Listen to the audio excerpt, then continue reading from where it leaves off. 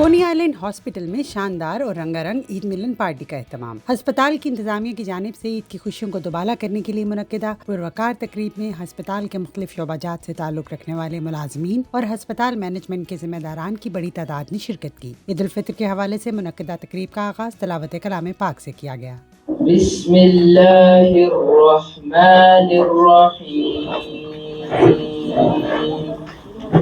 تبارک الذی جعل فی السماء۔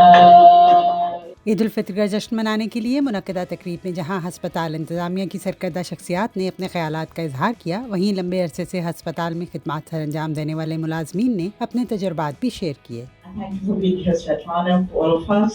And through tough times and through good times, we're all here together, and may the future be good, with good wishes for all, and healthy family, healthy wishes, and hope to see them.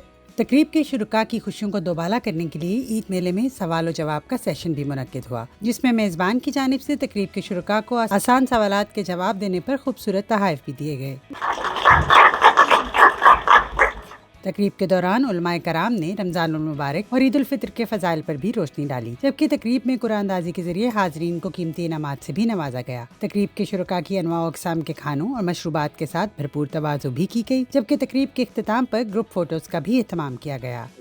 It's nice to be here. It's exciting and it's something like providing a multicultural and a multi-religion thing, and they are doing it for every religion and every vocation, so they are celebrating, so we are very thankful. ہسپتال انتظامیہ کی جانب سے ملازمین کے لیے منعقدہ تقریب کے بارے میں خصوصی گفتگو کرتے ہوئے ہسپتال کی ڈائریکٹر ہیومن ریسورس مینجمنٹ رائزہ سمر علی کا کہنا تھا کہ اس طرح کی تقریبات کے انعقاد سے جہاں ہسپتال انتظامیہ اور ملازمین کے مابین فاصلے کم ہوتے ہیں، وہیں ایسے تقریبات سے ٹیم ورک کا کلچر بھی پروان چڑھتا ہے۔ I'm very happy to host this event today for our employees.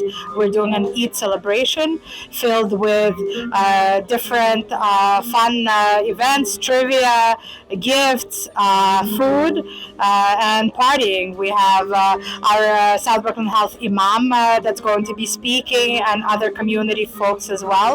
We're very happy to host this event, and hopefully this will be an event going forward that we do on an annual basis.